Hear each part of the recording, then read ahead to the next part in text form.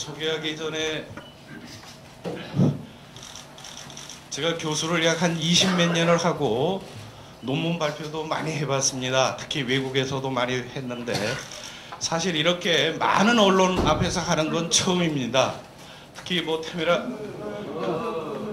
텔레비 카메라까지 나온 거 보니까 아마 제 목소리가 좀 떨리는 것 같죠? 네, 그거는 양해를 해주시기 바랍니다. 근데 선생은 처음에는 조금 더듬더듬해도 하면 할수록 굉장히 스테디하게 나가는 거 그거 여러분들이 보시면 알겠습니다. 자, 그러면은 조금 전에 김태엽 사무관님한테 소개를 받은 저는 한국 항해 항만학회 회장을 맡고 있는 이동섭입니다. 여러분 반갑습니다. 네.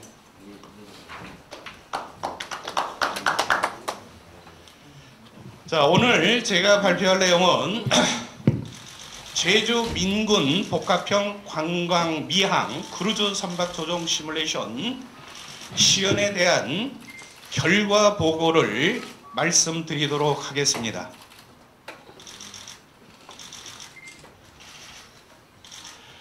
발표 순서는 목차에서 보시는 바와 같이 시연팀이 구성이 되고 진행을 되고 활동한 사항에 대해서 먼저 간략하게 설명 말씀을 드리고 그 다음에 오늘의 주제가 되는 시뮬레이션 시연 결과에 대해서 말씀을 하도록 하겠습니다.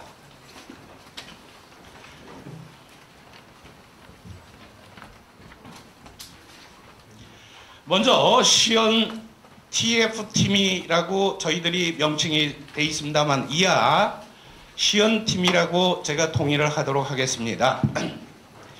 2012년도 10월 31일 날 제주특별자치도에서는 정부 측에 선박 조종 시뮬레이션 시연 관련 제주특별자치도 의견서를 제출한 바 있습니다.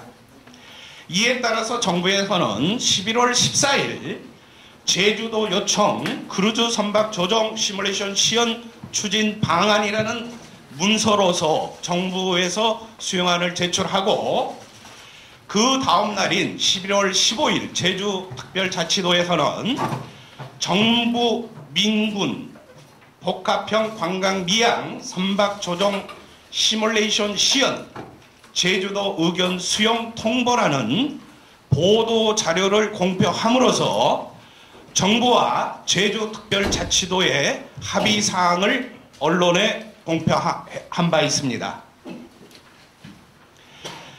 이에 따라서 11월 27일 날 제주민군 복합형 관광 미항 크루즈 선박 조종 시뮬레이션 시연에 대한 수행 계획서를 발표하고 그 발표한 주요 내용은 정부와 제주특별자치도에서 추천하는 전문가가 참여하고 기실시된 1, 2차 시뮬레이션 결과 및 제주도에서 요청한 사항들을 확인하는 목적으로 TFT를 발족을 시켰습니다. 이에 따라서 정부 측의 추천과 제주 특별자치도에서 동의한 책임연구원인 이동섭 저를 책임연구원으로 하여 연구원 2명과 도선사 4명 총 7명으로서 구성이 됐습니다. 이 시연팀의 주요 미션, 임무는 시연 조건, 다시 말씀드려서 시나리오 표준조선법에 대해서 협의를 하고 앞에 1, 2차 시뮬레이션에서 계속 문제가 됐던 야간 도선 문제를 협의하고 이에 따른 시험 운항을 점검, 실시하고 시뮬레이션 실시 후 도선 운항자 주관적 평가를 확인하고 이에 따른 결과 보고서를 제출하는 임무를 받고 시연팀은 발족을 시작했습니다. 자, 그러면은 이때 발족한 시연팀에 대한 그 인원에 대해서 간단하게 일단 인사 말씀을 드리겠습니다. 먼저 제주특별자치도에서 추천한 연구원인 한국해양대학교의 김길수 교수님, 그 다음에 제주특별자치도에서 추천한 부산항 도선사인 김인준 선장님, 그 다음에 강을규 선장님, 다음 정부에서 추천한 연구원인 한국해양대학교 이윤석 교수님, 네. 인천항 도선사 진노석 선장님, 인천항 도선사 유세환 선장님, 네. 이렇게 7명은 11월 27일부터 지금 오늘까지 이 활동을 계속했습니다. 자, 다음은 시연팀의 활동 내용에 대해서 간략하게 말씀을 드리도록 하겠습니다.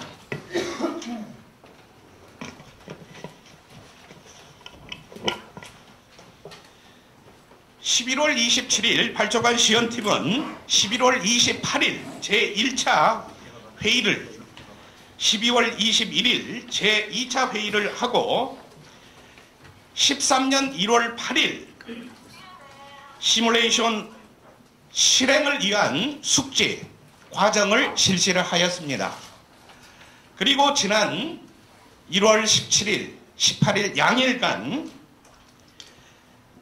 해전에 위치한 한국해양과학기술원에서 시뮬레이션을 실시하였으며, 이때는 11월 27일 정부 특별자치도에서 합의한 내용대로 참관인 30명, 다시 말씀을 드리면 TFT 팀 7명, 보조 연구원 2명, 시뮬레이터 운영요원 1명에서 TF팀 10명과 정부 제주특별자치도에서 추천한 각각 4명의 전문가 그룹과 6명의 공무원, 도합 30명이 참관한 상황에서 이틀간에 걸쳐서 시뮬레이션을 실시하였습니다. 그 다음에 실시하기 전에 합의사항인 시뮬레이터 적용 변수값 확인을 양측에서 2명이, 추천이 된 2명을 4명이 시뮬레이션을 시작하기 전에 확인을 하고, 그 뒤에 시뮬레이션이 끝난 후에 마찬가지로 두 기관에서 추천한 4명이 도선사 운항자 평가 결과를 확인하고 1월 18일 13시 30분경에 30명 전원이 모이는 상태에서 시뮬레이션 실시에 대한 의견 교환을 나누고, 이 자료를 가지고 약 열흘간의 결과를 가지고 보고서를 작성하고 금일 1월 31일 이 자리에서 그 결과를 발표하게 됐습니다. 다음.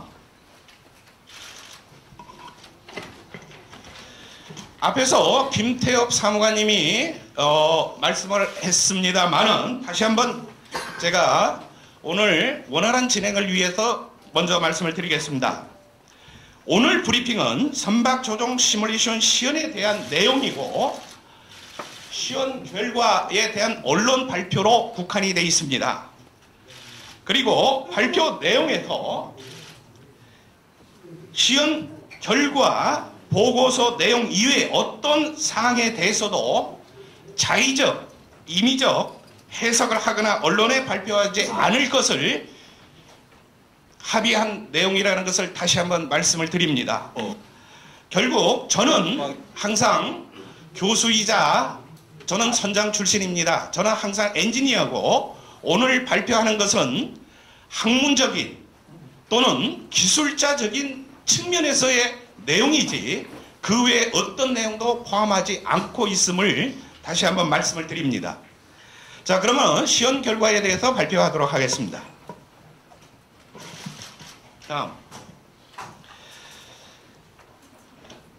시연 계획을 간략하게 말씀드리면은 수행기관은 제주 민군 복합형 관광미양 크루즈 선박 조종 시뮬레이션 시연 TFT-팀, 수행기간은 12년 11월 27일부터 13년 1월 31일, 사용 장비는 한국해양과학기술원 3차 풀 미션 십 핸들링 시뮬레이터를 이용을 했으며 시뮬레이션 평가 기법은 국내법인 해사안전법의 해상교통안전진단 시행 지침을 준용했다는 것을 말씀을 드립니다.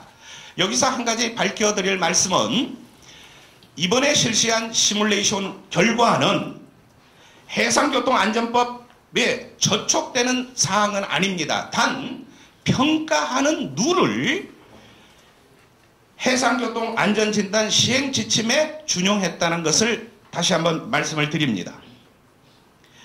이런 상황에서 바람의 조건은 풍속 27노트, 풍속 27노트라면 정확히 13.8m/s, 초속 13.8, 약 14m입니다.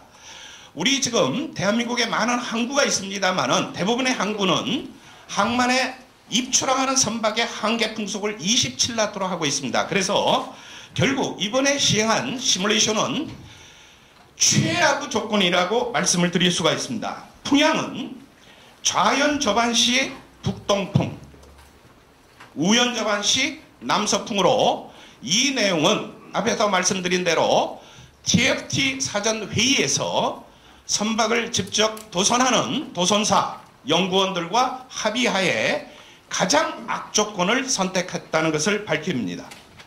조류는 부도 완공 후 조류로서 수치 시뮬레이션 결과, 이 내용은 2009년도 관동대학에서 수치 모형 시험을 한 그 결과로서 최강창 낙조류, 창조류는 물이 들어올 때, 낙조는 물이 빠질 때죠. 이것을 했으니까 결국은 바람, 조류를 최악의 조건으로 넣었다는 것을 다시 한번 말씀을 드립니다.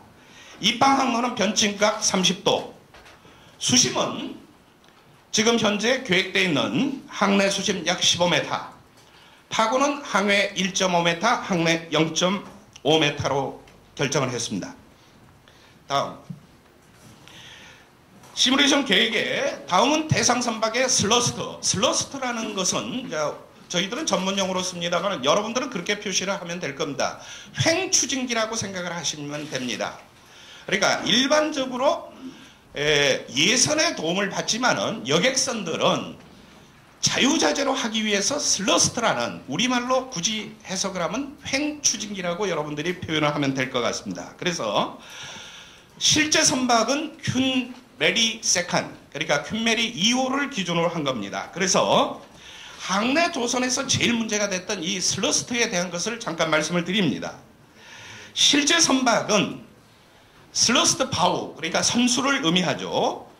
4352마력짜리가 3개가 돼 있고, 그 다음에 스턴, 선미 측에는 2개 픽스트, 고정된 프로펠러가 29240마력짜리 2개, 그 다음에 같은 29240마력의 아스포트입니다. 아스포트라는 것은 360도를 그 자리에서 돌릴 수가 있습니다. 그러니까 다시 말씀을 드리면은 프로펠러 앤 라다, 다시 얘기하면 추진기와 키를 같이 하는 최신형의 아스포트라고 보시면 됩니다.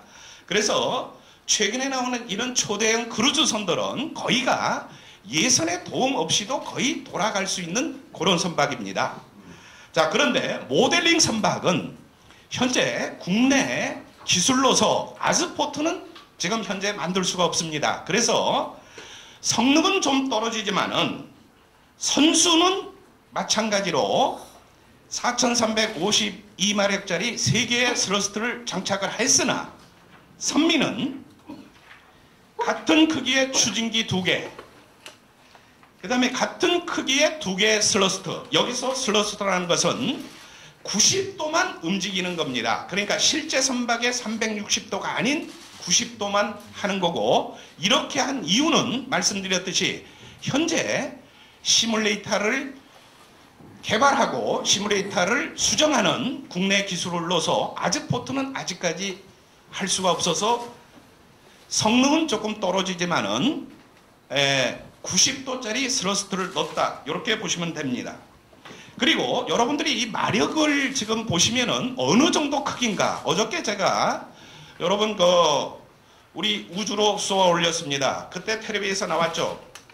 170톤의 파워로서 올라갔다. 그래서 1단계 로켓가 우리 기술이 아니고 러시아 기술이라고 했었죠. 그러면 여러분들이 170톤이면 어느 정도인가? 우리가 보통 공학적으로 1톤을 100마력 잡으면 됩니다. 그러니까 어저께 쏘아 올린 우주선이 결국은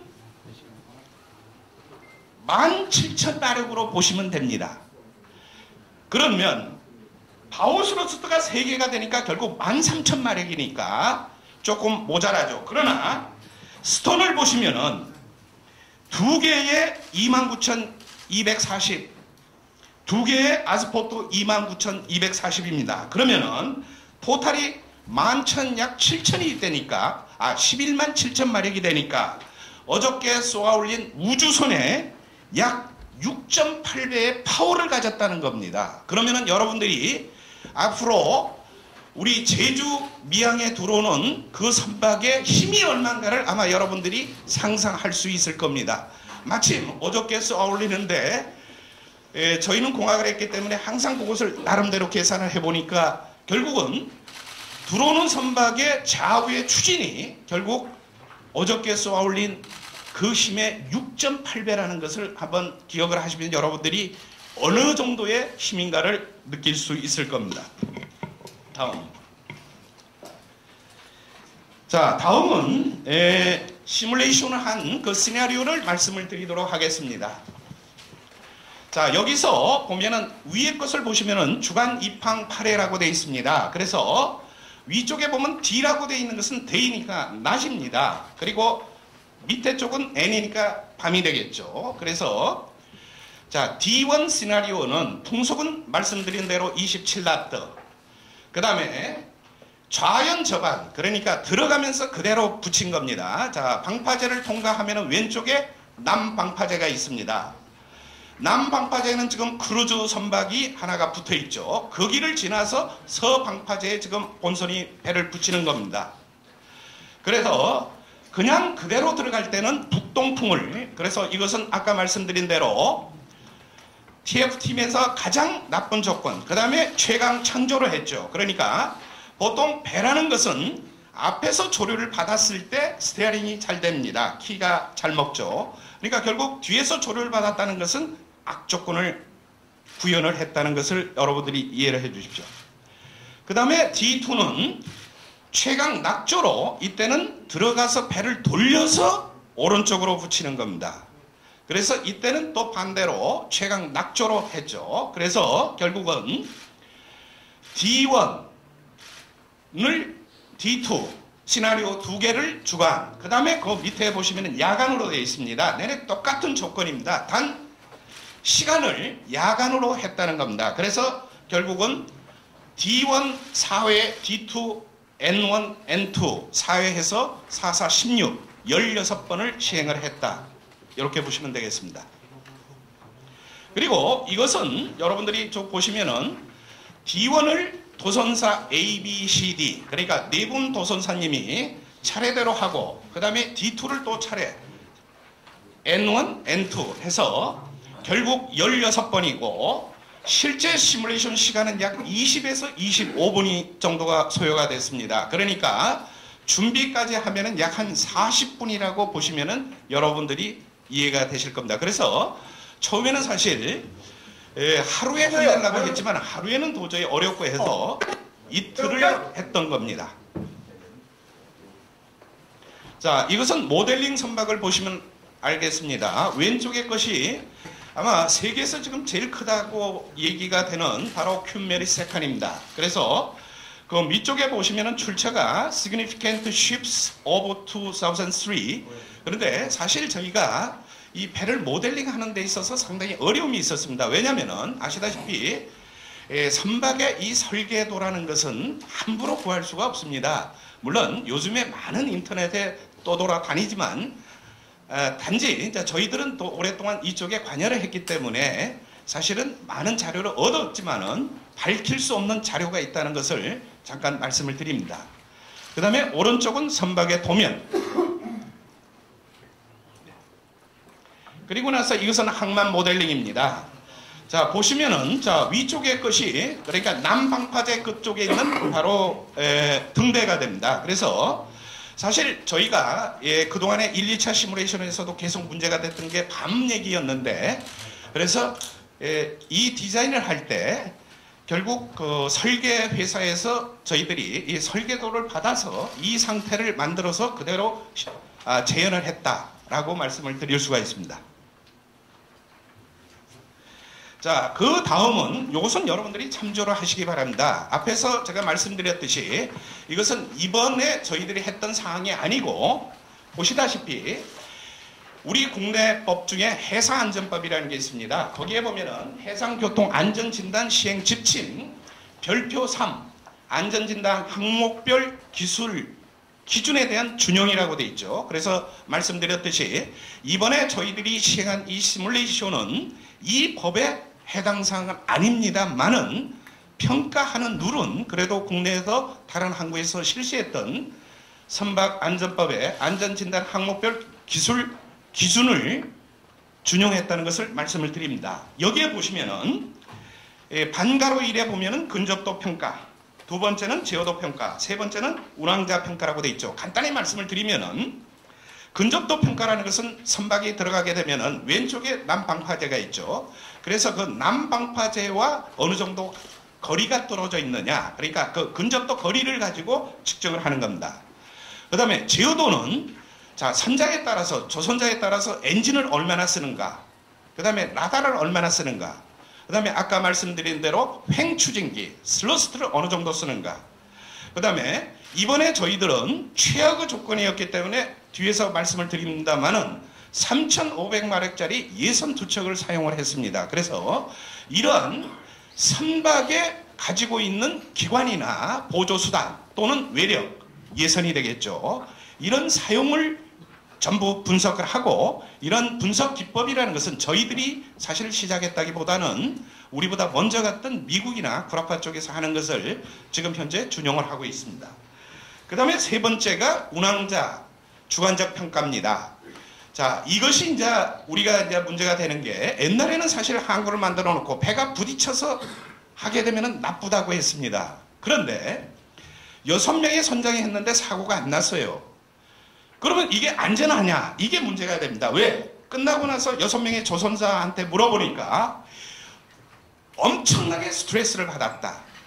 또는 컨트롤러빌리티, 배가 내 맘대로 움직이지 않더라. 또는 워크로드, 일의 양이 얼마가 되더라. 라는 등등을 저희들이 만드는 인덱스가 있습니다. 그래서 저희들은 이것을 Subjective Evaluation, 그러니까 사고는 안 났지만은 느끼는 감이 다 틀립니다. 또 똑같은 조건이라도 최소 선장이 4명이면 4명마다 다 틀리게 됩니다. 그래서 이것을 끝나고 나서 주관적인 평가를 통계적으로 하기 위해서 만든 것이 바로 주관적 평가라는 겁니다. 그래서 지금 현재 우리 해사안전법에서는 일반적으로 선박이 항구에 들어가고 배를 접안을 했을 때 말씀드린 근접도 평가, 두 번째 제어도 평가, 세 번째 운항자 주관적 평가를 필히 하도록 돼 있고 본 시뮬레이션에서는 당연히 이것을 실행을 했습니다. 그리고 그 밑에 종합적인 평가를 보시면은 다음,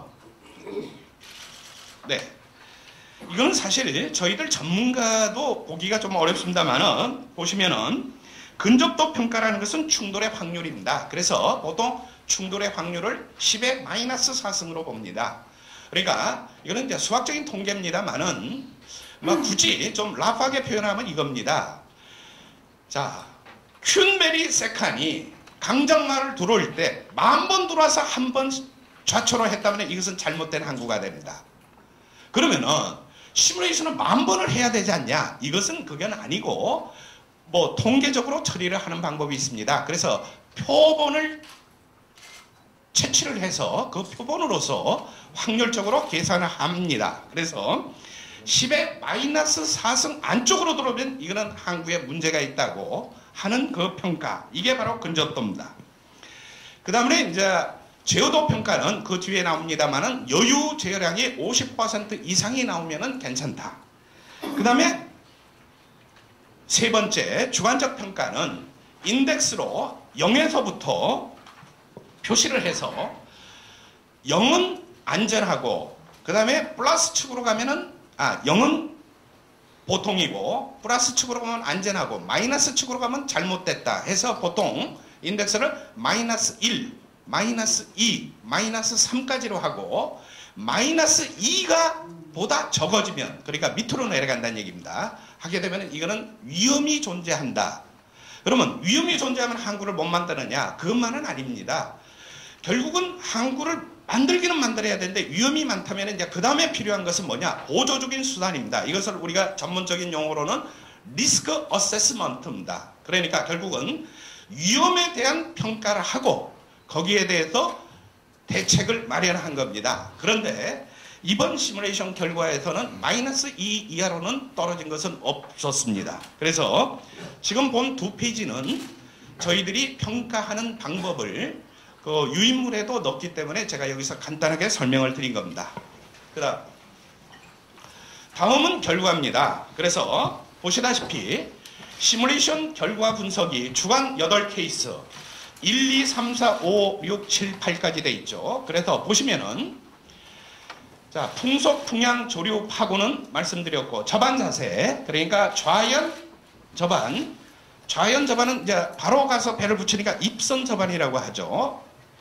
그 다음에 5, 6, 7, 8은 우연 저반 그러니까 배를 돌려가지고 붙이는 그런 케이스가 됩니다. 그래서 근접도를 평가한 결과 말씀드린 10의 마이너스 4승 미만으로 나타났습니다. 그 다음에 제어도는 아까 설명이 좀 부족한 거 여기서 나오는데 나다의 사용 그러니까 키죠.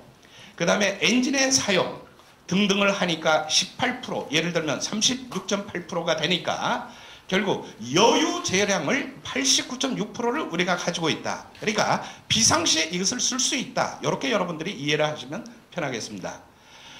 그리고 나서 이제 운항자의 주관적 평가입니다. 그래서 보면은 통항 안전성, 그 다음에 저반.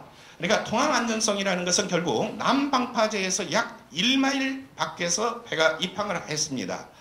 그리고 남방파제에서 코스를 바꿔서 부두 앞까지 가는 것을 통항 안전성이라고 정의를 했고 거기에서부터 배를 돌려서 또는 그대로 붙이는 것을 저반 안전성이라고 했습니다. 그래서 거기에 따른 운항자 주관적 평가는 이렇게 나와서 1, 2, 3, 4 다시 말씀드리면은 좌연 저반을 했을 때 평균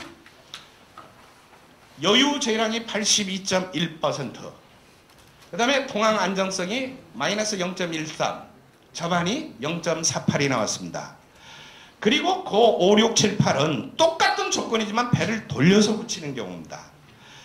그러니까 돌려서 붙이다 보니까 당연히 그 밑에 빨간 것을 보시면은 여유 제어량이 80.9 그러니까 다시 말씀드리면 82.1에서 80.9로 떨어지고 그 다음에 통항 안전성이 마이너스 0.13에서 마이너스 0.33 그러니까 좀 더 커졌다는 거죠. 커졌다는 숫자로는 적죠.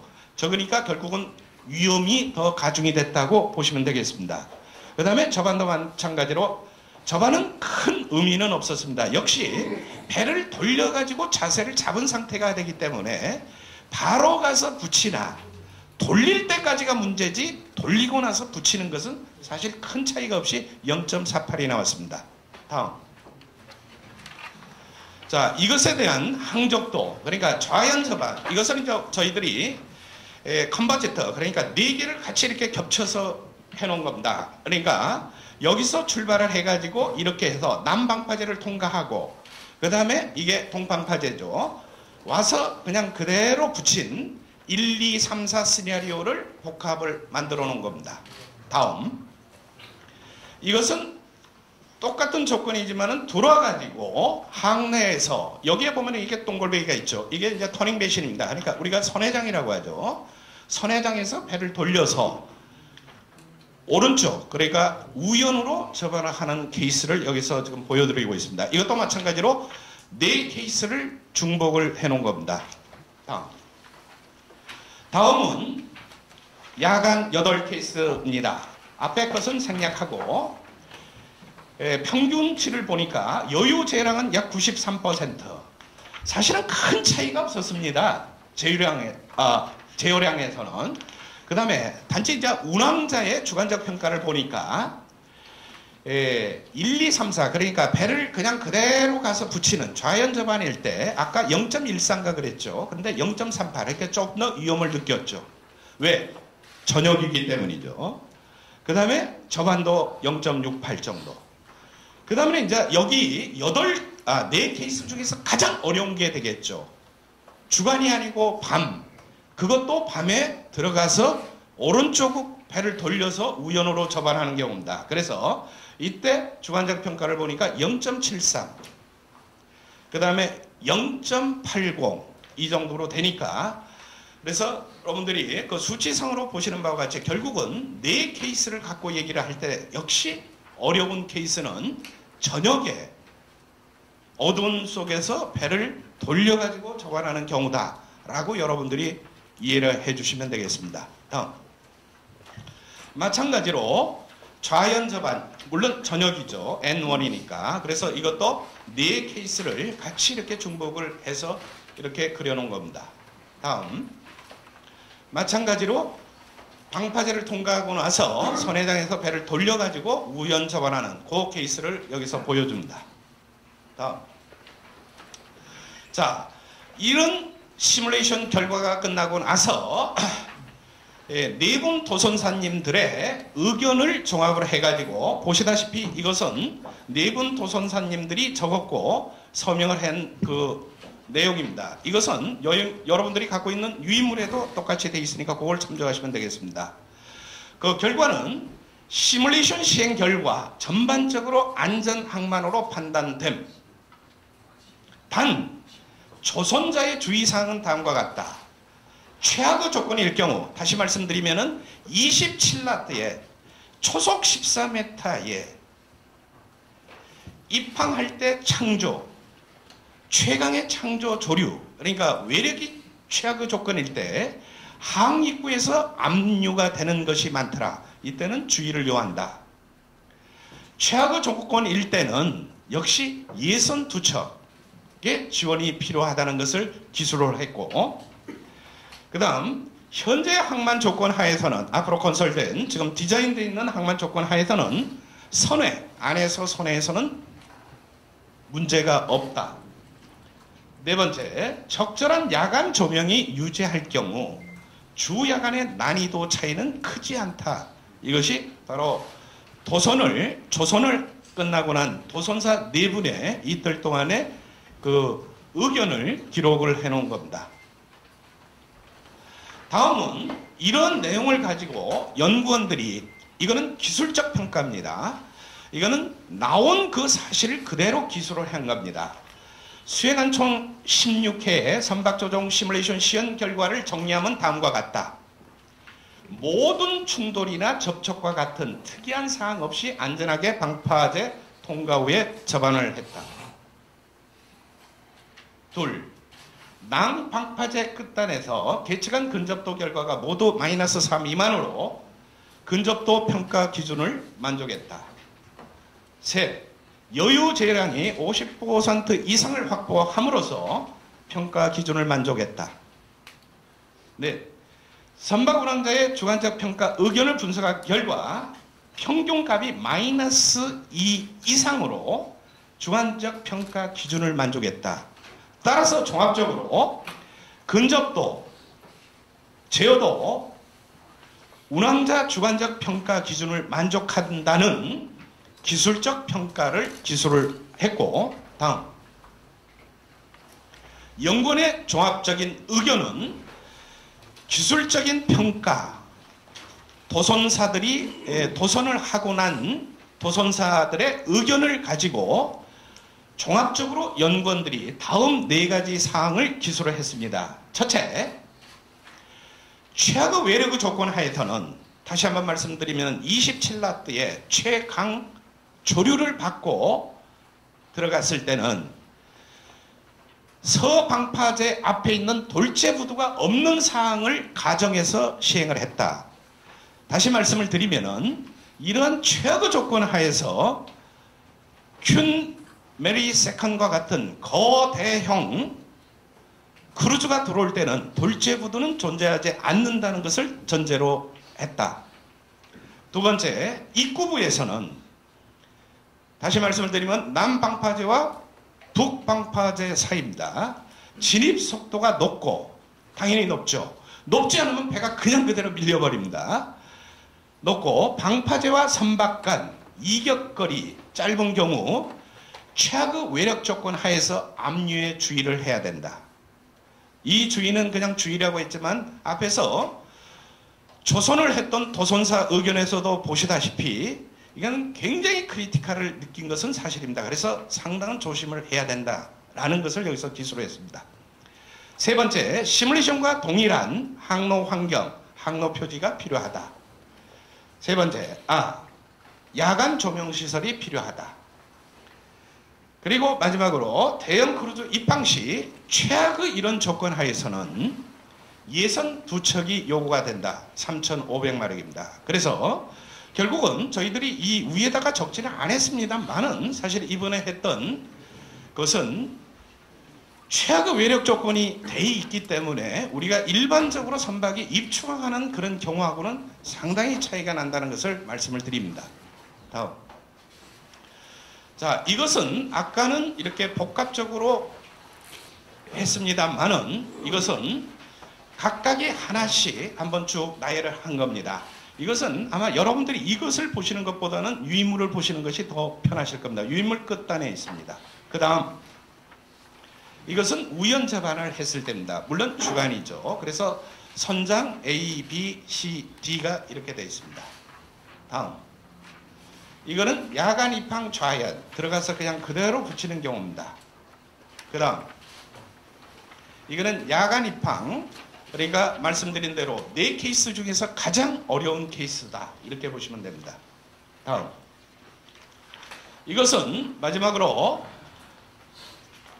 합의한 대로 1월 17일, 1월 18일 대전 한국해양과학기술원에서 시뮬레이션을 시연을 했을 때 참석한 멤버들입니다. 그래서 TFT 11명은 사실 여기서 행정보조원을 넣기 때문입니다. 사실은 10명이고 그 다음에 1명이 여기서 빠진 것은 시뮬레이터를 운영하는 요원 1명을 뺐기 때문에 결국은 토탈은 10명입니다. 그 다음에 제주도 측에 10분, 그 다음에 정부 측에 10분 해서 결국은 여기에 있는 30명, 저를 포함해서 30명이 11월 17일, 18 양해갈 동안 요청된 그런 내용을 가지고 시뮬레이션을 한 그것을 여기에 서명으로 해서 제가 기록을 해놨습니다. 자, 발표는 이상 마치겠습니다. 자, 지금부터는 언론 보도이기 때문에 여러분들의 질문을 받겠습니다. 근데 다시 한번 말씀을 드립니다만은 저는 시뮬레이션에 대한 기술적인 내용입니다. 그리고 저는 사실 1988년에 대한민국 최초로 시뮬레이터를 저희 학교에 설치가 됐고 저는 사실 1989년부터 금년까지 그 안에 영국에 1년 반 가 있는 걸 빼놓으면 약 23년 동안을 시뮬레이션을 했고 사실 이런 항구 개발을 약 80여 건을 했기 때문에 사실은 제가 이것을 하면서 또 느낀 것은 이런 악조건에서 하는 경우는 없었습니다. 그런데 이번에는 어떤 이유든 간에 시작이 이렇게 돼서 사실은 저희가 평소 때 안 했던 그런 경우로 했기 때문에 저 역시 이것을 하면서 여러 가지 생각을 많이 한 그런 내용이라고 보면 되겠습니다. 자, 발표는 이상으로 마치고 여러분들의 질문을 받도록 하겠습니다. 네. 예, 말씀하시죠.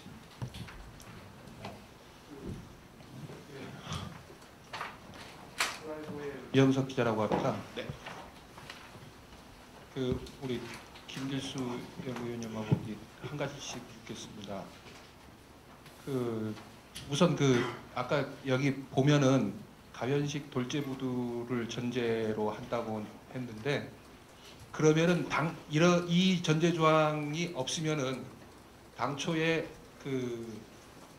해군이 실시한 첫 번째 시뮬레이션 결과는 잘못된 것인지 그거에 대해서 판단할 수 있는 건지 우선 그거 한번 질문해 주시고요. 그 다음에 우리 김 연구원님, 옛날 그 TF팀 민항 TF팀 1차 보고서에 보면 출항할 때 방파제 충돌 위험이 있다는 내용이 있습니다. 그 충돌 위험이 있다는 내용이 있는데 그 부분에 대해서 이번 시뮬레이션 과정에서 해결이 됐는지 그 부분에 대해서 한번 답변을 해주시죠.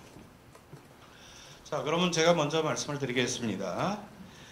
돌제부두에 대한 제 발표는 아까 말씀드렸듯이 최악의 조건, 바람 27나트의 최악의 창조닥조를 받았을 때는 돌제부두가 있는 사항은 어려웠다는 전제하에 돌제부두를 치워서 했습니다. 그래서 저희들은 결론을 결국 이런 최악의 조건 하에서는 돌제부두가 있어서는 안 된다는 결론입니다. 그런데 지금 질문하신 그러면 최악의 조건이 아니면은 돌제부두가 있어도 되냐? 그거는 저는 여기서 거기에 대한 답변을 하기는 어렵습니다. 그거는 필요하다면은 돌제부두가 있는 상황에서 악조건이 아닌 상태를 또 시뮬레이션을 해야겠죠. 근데 그거는 여기서 함부로 얘기하기는 어렵습니다. 그래서 저는 단지 이번에 실시한 최악의 조건 하에서는 돌제부두는 존재해서는 안 된다는 가정으로 그렇게 결론을 냈다는 것을 말씀을 드리고, 말씀을 하신 1, 2차 시뮬레이션에 대한 것은 사실 제가 전혀 관여를 안 했기 때문에 거기에 대해서는 제가 답변하기가 어렵습니다. 이상입니다.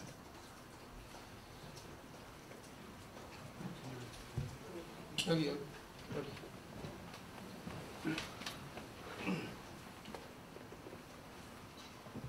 이쪽 미디어 제주의 홍석준 기자라고 합니다.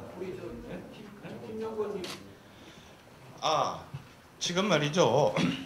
제가 전제를 말씀을 좀 안 했네요. 사실 오늘 저희들이 이 자리에 오기 전에 TFT가 구성이 되고, 사실 지난번에 제가 이거는 죄송한 말씀을 먼저 드리겠습니다. 제가 앞에 사실 노티스를 했어야 되는데 그것을 빼먹은 것을 양해 바랍니다. 지난번에 시뮬레이션이 끝나고 나서도 아까 말씀드린 대로 1월 18일 날 13시 30분에 전원 30명이 모여서도 거기서도 정부 측과 제주특별자치도 측에 서로 간에 의견 교환이 있었습니다만은 거기서도 분명히 이번에 저는 TFTD 팀장으로 책임연구원으로 제가 했기 때문에 모든 TFT의 말은 제 말을 통해서 나가기로 약속을 했고, 사실 그것을 그때도 지켰습니다. 그래서 금일도 오늘도 이 발표는 저를 통해서 하고, 다른 분들은 일단 여기서는 거기에 대해서 대답을 안 하고, 혹시 제가 대답을 못한 내용이 있으면은 제가 메모를 해가지고 나중에 아니고 빠른 시간 내에 제가 서면으로 연구원들하고 회의를 해서 여러분들한테 전해드리도록 하겠습니다. 이 사항에 대해서는 여러분들이 원활한 진행을 위해서 양해 말씀 부탁드립니다. 네, 다음 아까 여기 먼저 예, 죄송합니다. 미디어 제주의 홍석준 기자라고 합니다. 네, 여기 소리. 보고서 12쪽을 보면은요. 여기에 보고서 7쪽. 네. 12쪽이요. 12쪽. 네. 12쪽에 보면 대형 함정 그림에 보면 5척이 계류되어 있는 게 표현되어 있습니다. 네. 시뮬레이션 그림에 보면요. 종관씨 틀어요. 그 누적 항적도 그림을 보시면 항적도. 항적도 그림을 보시면 이 대형 함정이 5척이 계류가 되어 있는 걸로 그림으로 표현이 되어 있는데요. 네. 당초에 그 해군기지 실직의 저반시설 평면 배치 계획에서는 네. 제가 대형함을 8척을 배치를 하도록 되어 있는 걸로 알고 있거든요. 그리고 그 해군기지 건설 목적을 보자면 그 대형 함정이 20척이 동시에 계류하는 기동전단으로 이렇게 운영을 한다는 그런 해군기지 운영계획 그 목적이 있거든요. 그렇다고 한다면 지금 이거 5척만 계류된 조건에서 시뮬레이션을 진행을 했는데, 이런 5척 계류 조건이라면 이런 기동전단 전개기지 목적에는 부합하지 않는 건 아닌지 그런 질문을 드리고 싶습니다. 네. 거기에 대해서는 제가 말씀을 드리면은요. 사실 이 시뮬레이션을 시작할 때 이런 조건에 대한 것은 사실은 저희들이 TFT가 구성이 되고 1, 2차 시뮬레이션이 된 그 결과를 받아서 이렇게 했던 겁니다. 그런데 지금 질문해 주신 8척이라는 것은 제가 생각하기에 돌제 부두가 2개가 나왔을 때 거기에 배가 붙었다는 조건에가 아마 8척으로 될 겁니다. 그래서 지금 현재 이 시뮬레이션은 최악의 조건으로 했기 때문에 결국은 사실 그림에서 보시다시피 5척 이상은 더 붙일 수가 없을 걸로 봅니다. 그래서 지금 말씀드린 그 8척에 대한 내용은 제가 그 앞에 반영을 안 했기 때문에 더 이상 자세히는 모르겠지만 제가 판단컨대 돌제가 있었을 때 8척이지 지금 대형 크루즈가 보시다시피 남방파제 한 척이 붙어 있고 서방파제 한 척이 붙어 있는 상황에서 지금 말씀드린 20척은 뭔지는 제가 모르겠습니다만은 20척이 들어와 있다는 것은 아마 저는 안 되는 거라고 생각을 합니다. 추가로 질문을 드리면서 예. 그 8척이 아니 돌제부가 없는 상황에서 5척이라고 한다면 실시 계획이 변경이 돼야 하는 상황 아닌가요? 아 거기에 대해서는 제가 지금 8척으로 분명히 표현이 되지 않습니까? 아 그거는 제가 그 앞에 저는 시뮬레이션을 시작할 때 이런 조건에서 하라는 걸로 해서 시작을 했기 때문에 8척이니 거기에 대해서는 제가 답변하기가 어렵군요. 네. 네, 말씀하시죠. 네,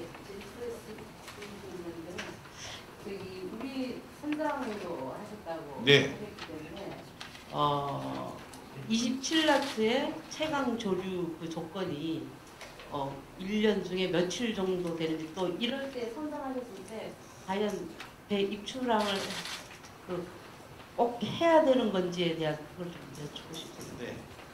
사실 그런 질문이 나올까 해서 여기다 적어놓고 제가 공부를 하고 왔습니다. 다시 말씀을 드리면은 저는 뱃사람입니다. 제가 선장이라는 입장에서는 이건 미친놈 아니구나 안 들어옵니다. 사실은 27나트에 그것도 밤에 거꾸로 들어온다는 것은 있을 수 없는 얘기입니다. 단 그거는 거두절미하고 시작을 할 때 조건을 그렇게 줬기 때문에 저는 시행을 했고 또 시뮬레이터라고 하는 예를 들어서 실선으로서 실험을 한다는 것은 말이 안 되죠. 아마 실선으로 실험을 했으면 저는 벌써 해경에 잡혀갔을 겁니다.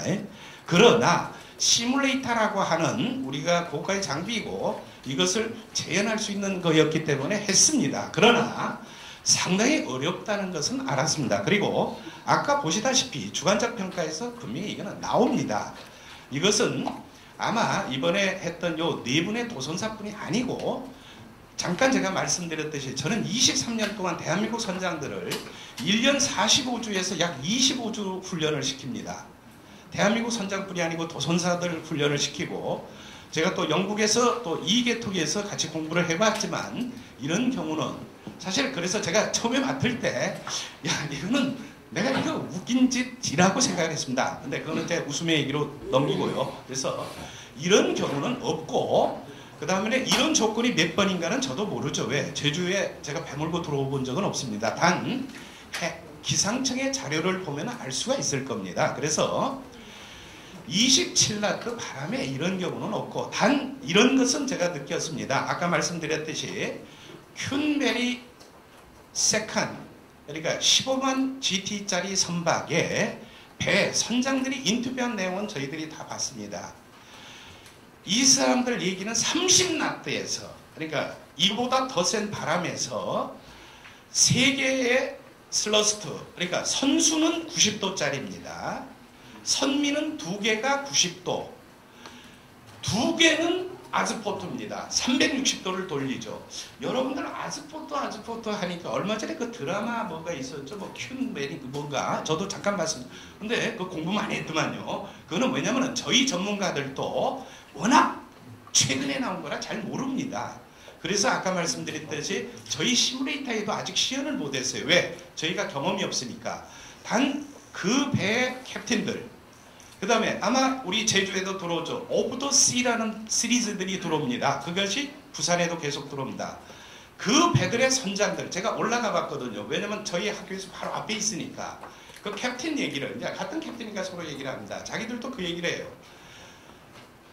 26,000마력짜리 아즈포트 2개가 되니까 30나트 바람에서도 1.2L 다시 얘기하면 345m, 350m를 잡고 곱하기 1.2니까 약 400m만 되면 그 자리에서 돌릴 수가 있답니다. 그래서 그것은 제가 직접 안 해봤기 때문에 여기서 어떤 한계치를 둘 수는 없습니다만은 사실 27라떼에서는 거의 안 들어온다고 보고 이런 최악의 조건에서도 이런 결과를 도출을 하면은 아까 말씀드렸듯이 제가 최악이라는 말을 계속 강조를 합니다. 그럴 수밖에 없는 것이 왜 이런 경우를 안 해봤기 때문에. 그래서 이런 경우에는 몇 가지 조심만 한다면은 최경우에 가능은 하다는 것을 여기서 다시 한번 말씀을 드리는 겁니다. 네. 반드시 그럴 필요는 없다 이거죠.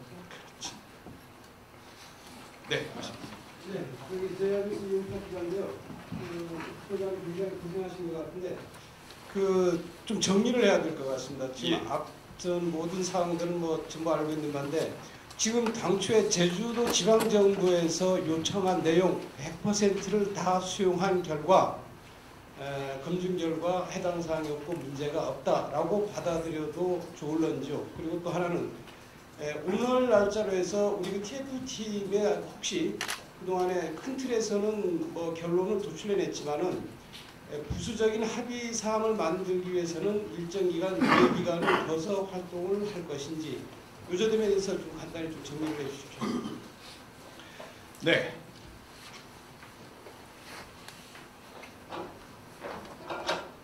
제가 이번 일을 하면서 사실 저도 뭐 한국 사람이고 텔레비를 계속 봤고 방송을 봤고 또 특히 저도 해군 뭐 장교 출신이다 보니까 관심이 있어서 그래서 제가 이번에 이 일을 시작하면서 가장 조심스럽게 했던 것이 문서입니다. 그래서 그 문서를 그대로 제가 거꾸로 철을 했고 또 이 내용은 제가 아까 말씀드린 1월 18일 발표에서도 그래서 아마 그 책자를 보시면 여러분들은 1월 17일 날 어쩌고 어떤 조항 그래서 제가 갖고 있는 일단 아까 말씀드린 대로 10월 31일 날 특별자치도에서 정부 측에 요청한 그 내용 문서와 그 문서를 합의했던 정부 그리고 같이 정부 측과 제주특별자치도에서 합의했던 그 내용은 이번에 다 수용을 했다 이렇게 말씀을 드릴 수가 있습니다.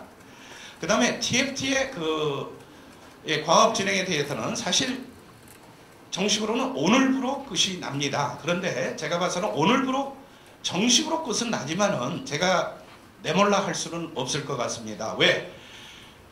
지난 1주 동안에 제가 국회의원, 보좌관, 기자 등등 밤 11시에도 전화를 받았습니다. 그래서 여러분 아시다시피 국회의원들 그쪽에서 오면은 노를 할 수가 없습니다. 벌써 제가 오기 전에 받은 것이 약 20몇 가지 답변을 하라고 벌써 제 책상 위에 있습니다. 그래서 제가 오늘 1월 31일 날 이 발표를 하고 사실 내일은 우리 아버지 제사입니다. 그래서 못하니까 월요일 날 하겠다고 했습니다. 그래서 당분간은 제가 아마 빠질래야 빠질 수가 없고 또 이 TFT를 시작하면서 저는 선장입니다. 선장 출신은 어떤 경우에도 책임을 회피 안 합니다. 여기 6분 계시지만 6분한테도 다 말씀을 했습니다.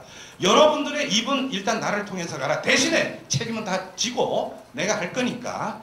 그 다음에 어떤 경우에도 나는 책임을 진다는 것을 분명히 말씀을 드리기 때문에 아마 저들 하지 말라고 해도 제 성질이 합니다. 그래서 그거는 어떤 결론이 지금 자주 잘 나오고 있어서 거기에 갈 수 있는 다른 것은 모르지만 제가 기술적으로 제가 갖고 있는 저는 또 조종을 매뉴버빌리티입니다. 그러니까 선체 운동을 제가 공부를 했기 때문에 즉 배가 어떻게 움직이는가 그 다음에 또는 저는 선장을 했기 때문에 선장으로서 저는 크루즈는 안 탔습니다. 크루즈와 가장 근접한 배가 LNG입니다. 제가 LNG 125,500 선장을 한 사람입니다.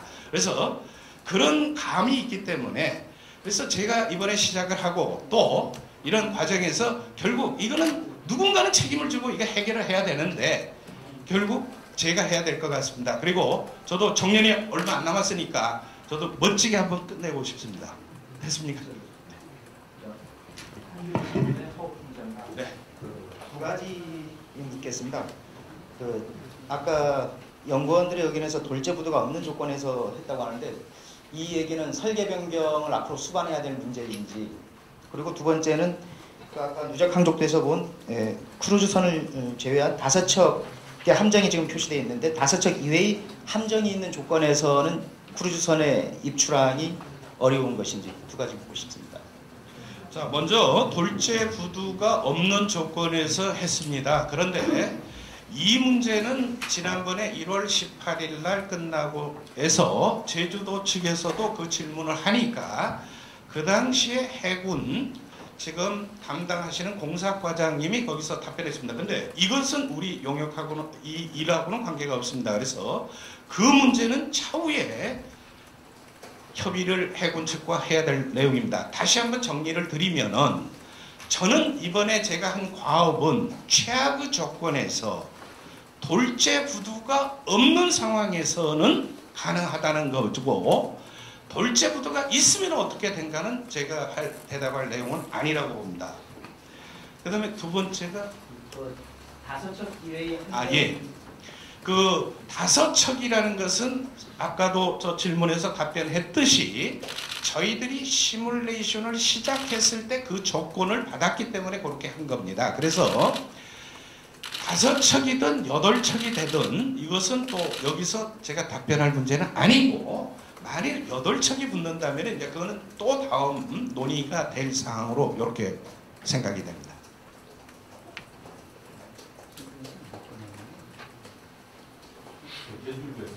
예.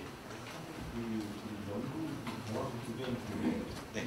이 두 번째 항목 그 입구부에서 진입 속도가 높고 이 부분을 제가 좀 이해를 잘못해서 한 번만 더 다시 한 번 더 설명해 주시고 그리고 여기에서 그 예인선 2척을 항상 상시 배치를 해야 되는 조건인지 그 부분에 대해서 좀 설명 좀 해주십시오. 예.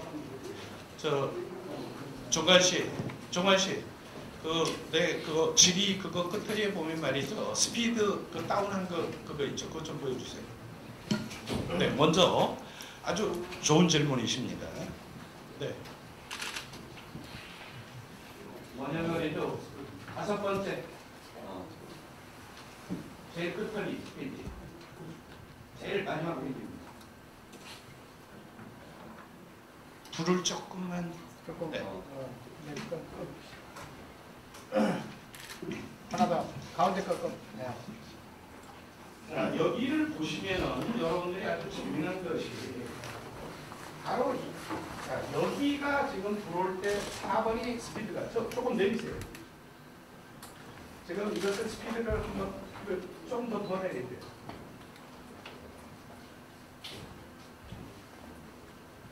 자, 보시면 말이죠. 자,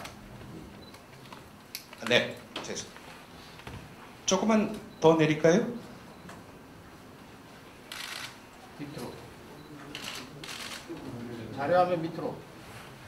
아니, 내리라고요. 네. 네.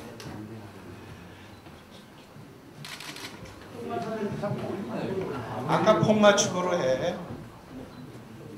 자, 됐습니다. 여기 보시면은 자, 3번이 지금 보시면은 10나트죠.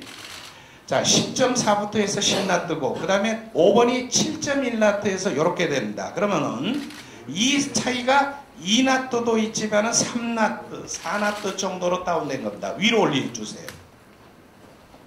자, 보시면은 3번에서부터는 10나트로 계속 오다가 여기에서 4번 통과할 때까지는 10나트입니다. 그러니까 많은 분들이 그렇게 느끼실 겁니다. 10나트라면은 여러분들이 이렇게 보시면 됩니다. 나트의 반이 초속입니다. 그러니까 1노티칼 마일이 1852고 3600이니까 나누면 그러니까 지금 10나트라는 것은 똑딱 하면 5m/s입니다. 그러니까 상당히 이거는 큰 스피드입니다. 그러면 왜 그렇게 큰 스피드를 가질 수밖에 없었냐? 현재 이 상황에서 우연자반일 때 북동풍이 약 27나트가 불고 있습니다.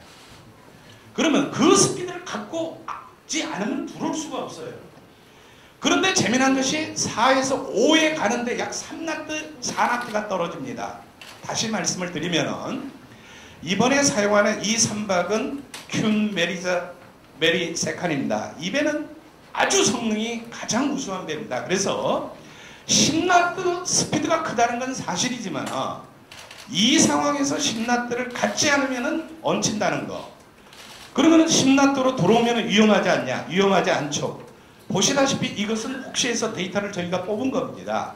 4번에서 5번 오는데 3나트, 4나트가 떨어져 버립니다. 그러면 결국은 스피드를 가졌지만은 위험은 크게 없다는 것을 다시 한번 말씀을 드립니다. 이게 바로 여러분들이 앞으로 맞이할 대형 크루즈 선박의 특징입니다. 그러니까 기존 선박을 여러분들이 머리에 갖고 얘기를 하면은 전혀 얘기가 안 되는 그런 선박이라는 것을 말씀을 드립니다.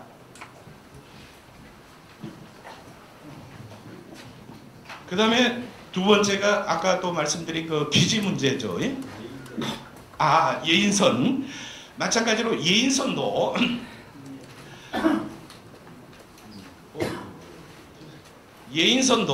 조건이 최악의 조건일 때 3,500마력 두 척이 사용이 된다는 얘기입니다. 그래서 최악의 조건이 아닐 경우에는 이제 그 다음에 얘기가 되겠죠. 그래서 저는 이번에 시뮬레이션 한 그 결과는 이러한 27나트의 최강 조류를 만났을 때는 3,500마력짜리 두 척은 붙어야 된다는 것을 말씀을 드립니다.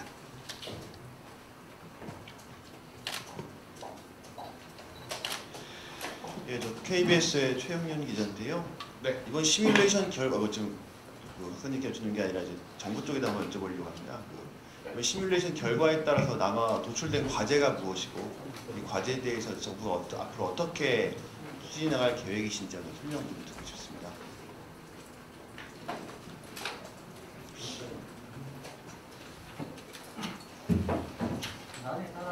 네. 제가 봤을 때 이거는 그 질문은 아닌 것 같습니다. 그리고 또 양해 말씀드립니다. 저도 집에 빨리 가고 싶습니다. 자, 지금부터 질문을 한 2개 정도 받고 마무리를 하도록 하겠습니다. 네. 네. 제주의 소리 이승록 기자입니다. 이번 11페이지에 보면 통화 안정성이 마이너스 0.13, 저비한 안정성이 마이너스 0.48로 나오는데 2차 시뮬레이션은 동일한 조건인데 통화 안정성이 마이너스 1.0, 저비한 안정성이 마이너스 2.0입니다. 이렇게 차이가 나는 이유는 뭐 때문입니까? 그 차이가 나는 것은 아까 말씀드렸듯이 이거는 주관적인 평가입니다. 그런데 이제 다 끝났으니까 제가 한 가지만 여기서 밝혀드릴 거는요. 우리가 보통 이런 얘기를 하죠. 오늘 내일 날씨는 굉장히 변덕스러운 것 같지만 1년을 주기로 하면 굉장히 규칙적입니다. 이것은 최근에 기온 온난화로 인해서 많은 얘기입니다. 왜 제가 이 말씀을 드리냐면 배를 보는 것도 마찬가지입니다.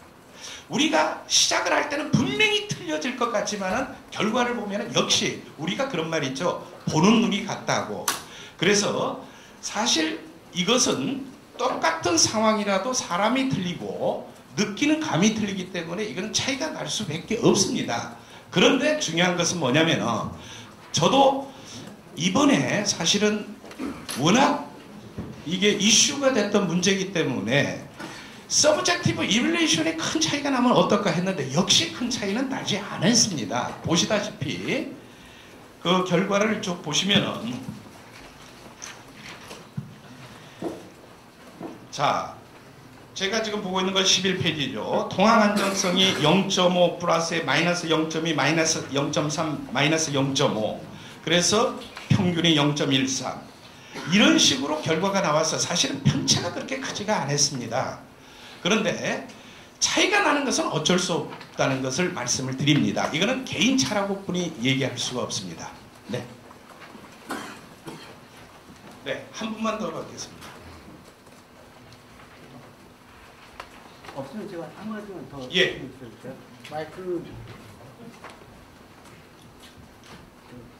얼마 전 제주도 의회에서요. 한 위원분이 2차 시뮬레이션 동영상을 공개를 한 적이 있습니다. 그 동영상에 보면 예인선이 2척이 아니라 4척을 사용을 했어요. 그러니까 그때 당시 저희도 도정 질문을 하는 거니까 그걸 제가 봤는데 그때는 4척을 사용을 했는데 이번에는 또 2척을 사용한 게 무슨 차이가 있는지 그건 진짜 설명을 좀 드려야 될 것 같아요. 예. 네. 다시 한번 말씀을 드리겠습니다. 1, 2차는 저는 모릅니다. 1, 2차를 저한테 물어보시면 안 되죠.